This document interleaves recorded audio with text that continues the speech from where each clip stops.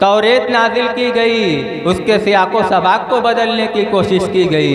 इंजील के सियाको सबाक को बदलने की कोशिश की गई। ज़बूर के सियाको सबाक को बदलने की कोशिश की गई। सोप इब्राहिम के सियाको सबाक को बदलने की कोशिश की गई।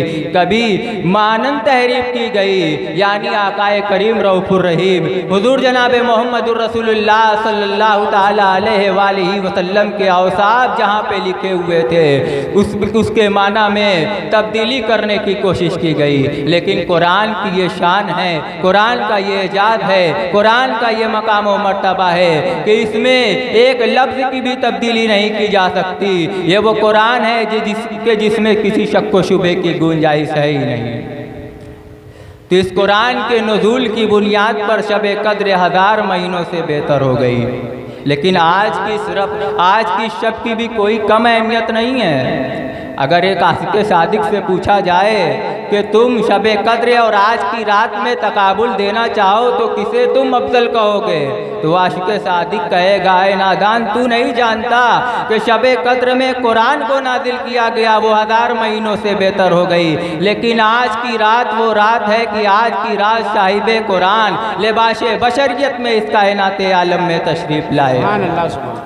अगर साहिबे कुरान लिबाश बशरियत में इस कायनात आलम में तशरीफ़ ना लाते तो रब्बे करीम इस कायनात आलम को पैदा ना फरमाता, रब्बे करीम इन 365 अय्याम को पैदा ना फरमाता, रब्बे करीम इन 365 रातों को पैदा ना फरमाता, रब्बे करीम शबे कद्र को पैदा ना करता और ना रब्बे करीम कुरान को नादिल फरमाता। ये कुरान एक ऐसी किताब है कि जिसको हम खुद से नहीं समझ सकते। अगर हमने अक्ल के मेयार पर इसको समझना चाहा तो ये वो कुरान है कि हम गुमराहियत के दलदल में भी जा सकते हैं। लेकिन हमने साहिबे कुरान के फरमुदार उनके अहकामात की रोशनी में इस कुरान को समझना चाहा तो ये कुरान हमारे लिए सरापा हिदायत ही हिदायत है। साथ ही साथ आज की ये महफिल नूर भी बड़ी अजमत वाली है।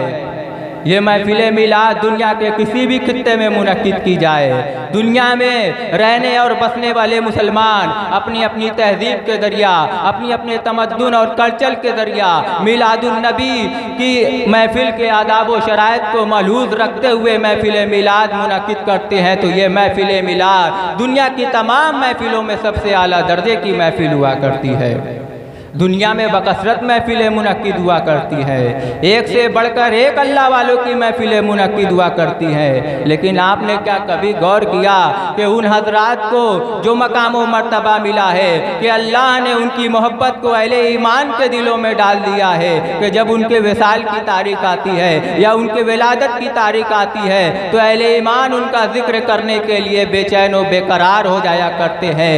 ये उनको मकाम जो मिला है, ये इज्जत मिली है, ये पजीराई मिली है, ये मुस्तफ़ाए कायनात के दर की खैरात की बुनियाद पर उन्हें मिली है। मिसाल के तौर पर आप हुजूर सैयदना सिराजुल आरिफीन अलैहि रहमत व रिज़वान की ज़ात ग्रामी को ले लीजिए।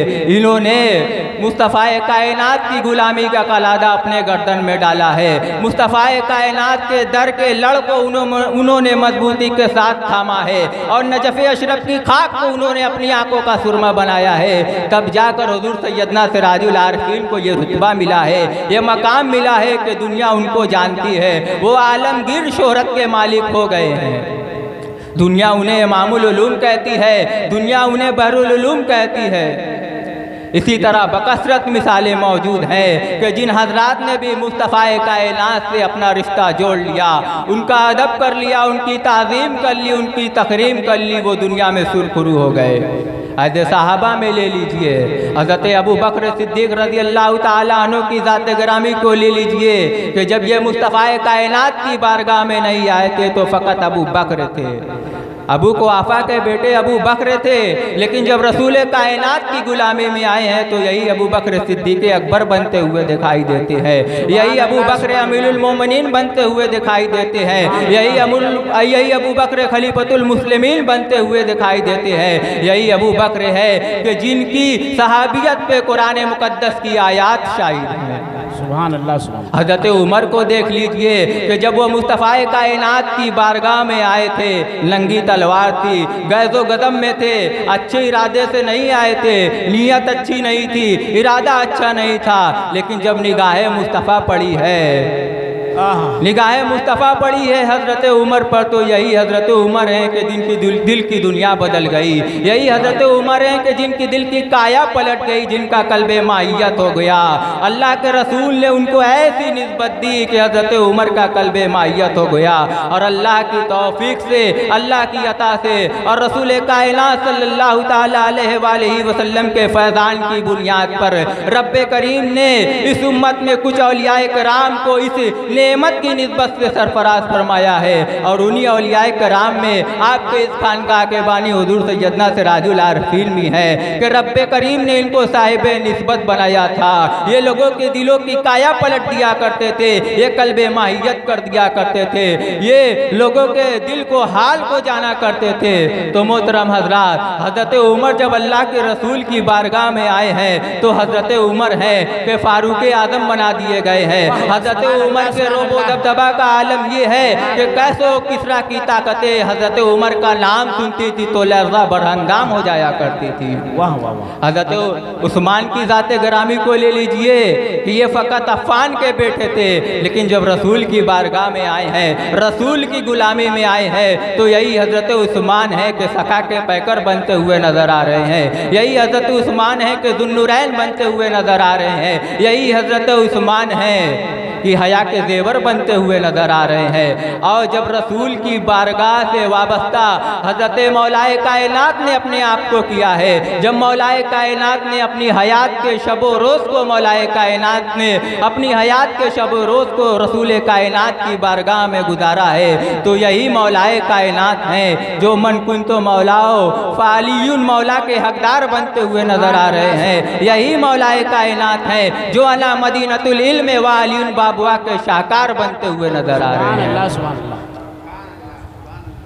हज़रत बिलाल को देखिए, थे एक मामूली से गुलाम, लेकिन जब मुस्तफ़ा की बारगाह में आए हैं तो ये मुअज्जिन काबा बना दिए गए हैं।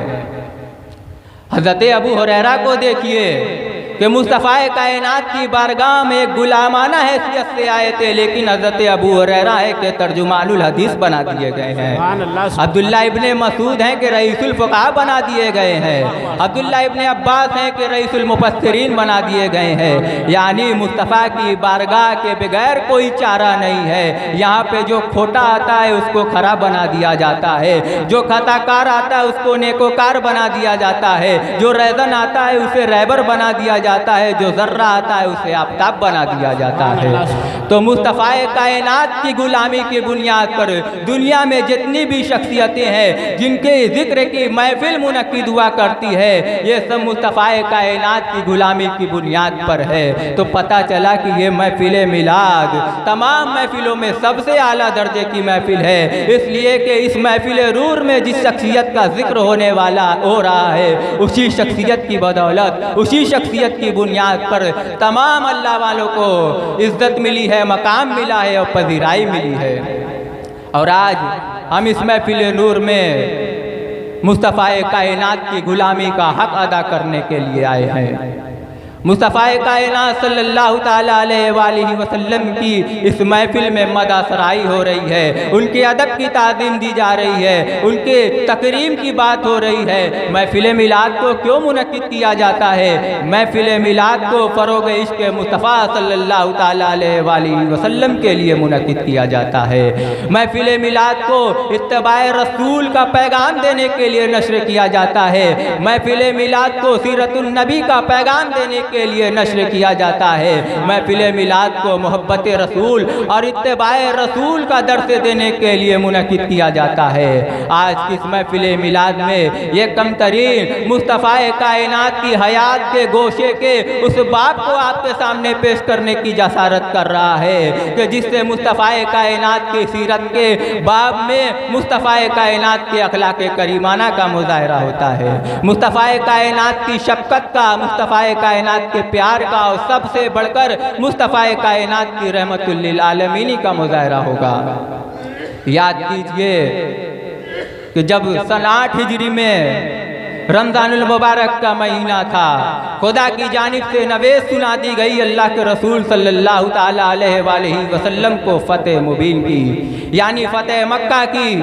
अल्लाह के रसूल पूरे फातिहाना शान के साथ अपने हमरा 10,000 लोगों को लेकर, अपने जानिसारों को लेकर, अपने रफ़ीकों को लेकर मक्का की सरजमी में दाखिल होते हैं। कुफ़ार का मजमा है, कुफ़ार सब मबहूत है, सब हैरत ज़दा है, सबको ये मालूम हुआ, सबको ये मालूम हो रहा है कि पता नहीं हमारे साथ क्या होगा, हमारे साथ क्या मामला किया जाएगा, हमारा क्या बनेगा। सबके पाँव के नीचे से ज़मीन खिसकी हुई है कि मक्का फ़तह हो गया है। इसी मक्का से हमने रसूल कायनात को निकाला था, लेकिन आज ये पूरी कुव्वत और ताकत के साथ 10,000 अपने हमनवाओं को लेकर इस मक्के में दाखिल हो गए हैं। पता नहीं हमारे साथ क्या मामला किया जाएगा। तमाम कुफ़ार बैठे हुए हैं। अल्लाह के रसूल ने कुफ़ार के ऊपर निगाह दौड़ाई। उसमें अबू जहल भी है, अबू लहब भी है, उतबा भी है, शैबा भी है, अबू सुफियान भी है, हिंदा भी है, वाशी भी है। सब कुछ, सब लोग वहाँ पे मौजूद हैं।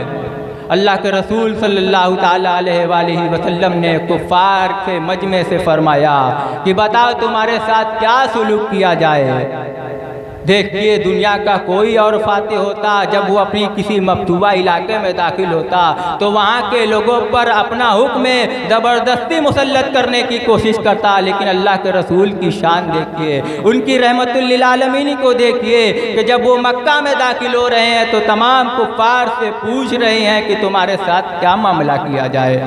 कुफ़ार के मजमे से ये सदा आती है कि अखुल करीम वब्नो कुफ़ार के मजमे से सदा आती है कि आप तो करम वाले भाई हैं और आपके बाप भी करम वाले थे, आप तो बड़े सखी हैं, आपके घर वाले भी बड़े सखी हैं। ऐ नस्ल करीमों की लजपाल घराना है, आप करीमों की नस्ल से हैं, आपका घराना बड़ा लजपाल है, आपका बढ़ाना बड़ा सखी है, आपका घराना सखावत का दरिया बहाने वाला है। तो मुस्तफ़ा कायनात ने जब कुफ़ार के ज़बान से ये जुमला सुना तो मुस्तफ़ा कायनात ने फरमा दिया कि ला तशरीब अलैकुमुल यौमा फज़हबू अंतुम मुत्तलका, कि आज तुमसे कोई बात पुरसे नहीं की जाएगी, तुमसे ये नहीं पूछा जाएगा कि तुमने ये क्यों किया, ये क्यों किया, ये क्यों किया, तुमने मेरे ऊपर क्यों गलादत डाली, तुमने मेरी राह में रोड़े क्यों अटकाए। आज तुमसे कुछ नहीं पूछा जाएगा। आज तो रहमतें लुटाने का दिन है, आज तो प्यार लुटाने का दिन है, आज तो शफ़क़तें लुटाने का दिन है। आज मक्का फ़तह हो गया है, रब्बे करीम की जानिब से मुझे फ़तेह मुबीन का मुद्दा सुना दिया गया है। आज तुमसे कोई बात पुरसी नहीं की जाएगी, आज तुमसे कुछ नहीं पूछा जाएगा। जिस शख्स ने अगर काबा-ए मोहतरम में अपने हथियार को डाल दिया उसे भी अमान दे दी जाएगी। जो काबा-ए मोहतरम में दाखिल हो गया उसे भी, जो मक्का के अंदर, जो काबा के अंदर दाखिल हो गया उसे भी अमान दे दी जाएगी। जिसने अपने घर के दरवाजे को बंद कर दिया उसे भी अमान दी जाएगी। अल्लाह के रसूल सल्लल्लाहु ताला अलैहि वसल्लम तमाम कुफ़ार को जब अमान दे रहे थे तो पास में अल्लाह के रसूल के चचा हज़रत अब्बास भी तशरीफ़ फरमा थे। हज़रत अब्बास ने अल्लाह के रसूल से सरगोशी की, कहा कि देखिए ये अबू सुफियान है, ये बड़ी नामवरी को पसंद करता है, इसने हमेशा कुफ़ार के जंगों में हमेशा सिफा सालारे आज़म की हैसियत से कारहाए नुमाया अंजाम दी है। इसकी एक इज़्ज़त है, इसका एक वक़ार है, आपको इसकी इज़्ज़त नफ्स का लिहाज रखना है। तो अल्लाह के रसूल हैं कि सब जानते हैं कि अबू सुफियान कैसा शख्स है। उसकी बीवी ने मेरे चचा अमीर हमज़ा के कलेजे को चबाया था, उसकी बीवी के गुलाम ने मेरे चचा अमीर हमज़ा को शहीद किया था। लेकिन अल्लाह के रसूल की रहमत देखिए, उनकी शफ़क़त देखिए, उनका प्यार देखिए, उनकी मोहब्बत देखिए कि अल्लाह के रसूल फरमा रहे हैं कि जो शख्स अबू सुफियान के घर में दाखिल हो जाएगा उसे भी अमान दे दी जाएगी। सुभान अल्लाह। तो जब लोगों को अमान दी जा रही थी, जब लोगों को आज़ादी का परवाना मिल रहा था तो अल्लाह के रसूल ने फिर कुफ़ार के मजबे पे निगाह दौड़ाई। तो अल्लाह के रसूल ने कहा उस्मान बिन तलहा कहाँ है। कई मरतबा आवाज़ दी, पता नहीं चला उस्मान बिन तलहा कहाँ है। ये उस्मान बिन तलहा कौन है? ये खाने काबा के मुतवल्ली थे, जिनके पास खाने काबा की कुंजी रहा करती थी। पता चला कि उस्मान बिन तलहा का पता नहीं चल रहा है। मक्का के बरामदों में देखा गया, मक्का के बाज़ारों में देखा गया, लेकिन उस्मान बिन तलहा का पता नहीं चल रहा है। अल्लाह के रसूल ने हज़रत मौलाए कायनात से फरमाया कि जाओ उस्मान बिन तलहा को लेकर आओ। अल्लाह के रसूल के हुक्म की तकमील, हज़रत अल्लाह के रसूल के हुक्म को मानते हुए हज़रत मौलाए कायनात जाते हैं और उस्मान बिन तलहा को ढूंढ कर लाते हैं। अल्लाह के रसूल के सामने उस्मान बिन तलहा मौजूद है। अल्लाह के रसूल ने कहा, ए उस्मान की निगाह नहीं उठ रही है, शर्म से पानी पानी है, आंखों के रास्ते से शर्मिंदगी निकल रही है। दोबारा आवाज़ दी, है उस्मान। अपनी निगाह हज़रत उस्मान ने नहीं उठाई। जब तीसरी बार हज़रत उस्मान को आवाज़ दी गई तो हज़रत उस्मान ने अपनी निगाह को उठा दिया। अल्लाह के रसूल ने फरमाया, ऐ उस्मान, जब मैंने हिजरत नहीं की थी तो मैंने कहा था कि इस काबे के दरवाजे को खोल दो, मुझे अंदर जाना है, लेकिन तुमने इस कुंजी से इस काबे के दरवाजे को नहीं खोला और तुमने मुझे बड़ी सत्य बात कही थी। बात क्या थी? अल्लाह के रसूल की ख्वाहिश थी कि काबा के अंदर जाकर इबादत करे। तो उस्मान बिन तलहा ने कहा, आपके अलावा मैं किसी के लिए भी इस काबे को खोल सकता हूँ, लेकिन आपके लिए नहीं खोल सकता हूँ। ऐसा क्यों है? इसलिए कि उस्मान बिन तलहा उस वक्त मुसलमान नहीं हुए थे, उनके अंदर एक नफरत थी। उस्मान बिन तलहा ने कहा, आपके अलावा किसी के लिए भी मैं इस काबे के दरवाजे को खोल सकता हूँ, लेकिन आपके लिए नहीं खोल सकता। अल्लाह के रसूल ने फरमाया कि अनकरीब वो दिन आएगा कि ये चाबी मेरे हाथ में होगी और मैं जिसे चाहूँगा उसे अता करूँगा। उस्मान ने कहा कि वो दिन कभी नहीं आएगा, अगर वो दिन आया तो वो कुरैश के लिए बर्बादी का और नाकामी का दिन होगा, लेकिन वो दिन आ गया। अल्लाह के रसूल की दुआ कबूल हो गई। फतह मक्का के मौके पर उस्मान बिन तलहा सामने मौजूद है। अल्लाह के रसूल अपने हाथ में चाबी लेते हैं और फरमाते हैं कि उस्मान देखो, ये वही काबे की चाबी है जिसको तुमने मुझे देने से मना कर दिया था। अल्लाह के रसूल के पास में हज़रत अब्बास तशरीफ़ फरमा है। वो कहते हैं कि हम बनी हाशिम हुज्जाजे कराम की खिदमत करते हैं, उनको पानी पिलाते हैं, उनकी मेहमान नवाजी करते हैं, लिहाजा ये कुंजी हमारे घर हमारे ख़ानदान में होनी चाहिए। लेकिन अल्लाह के रसूल ने हज़रत अब्बास की बात को अनसुना कर दिया और ये चाबी उठाकर उस्मान बिन तलहा को दोबारा अता कर दी और फरमाया कि ये चाबी क़यामत तक तुम्हारे नस्ल में रहेगी और तुमसे वही शख्स छीनेगा जो जालिम होगा। हज़रत अल्लाह के रसूल सल्लल्लाहु ताला अलैहि वसल्लम ने जो दुआ की, हज़रत उस्मान को जो चाबी इनायत की, आज मुख्तलिफ हुकूमतें बदलती चली गई। बनु अब्बास का, बनु उमैया का, सल्तनत उस्मानिया का, और आज मौजूदा दौर में आले सऊद की हुकूमत में भी ये चाबी उन्हीं की नस्ल में मौजूद है। तो ये है मुस्तफ़ाए कायनात का अखलाक, ये है मुस्तफ़ाए कायनात की शफ़क़त और प्यार, और सबसे बढ़कर मुस्तफ़ाए कायनात की रहमतुल लिल आलमीन। और आज के मौजूदा हालात में हमें सबसे ज़्यादा मुस्तफ़ाए कायनात की हयात की इन्हीं गोशों को फैलाने की ज़रूरत है। तो तमाम गुफ्तगू का हासिल यही है कि हमें अपनी तबीयतों में अमन पैदा करना चाहिए, हमें अपनी तबीयतों में बर्दाश्त पैदा करना चाहिए, बात बात पर किसी को झिड़कना नहीं चाहिए, बल्कि हमें अपने अंदर माफ़ी का जज्बा पैदा करना चाहिए। रब्बे करीम से दुआ है कि रब्बे करीम हमें बर्दाश्त करने की तौफीक अता फरमाए। वाखिर दावाना अल्हम्दुलिल्लाहि रब्बिल आलमीन।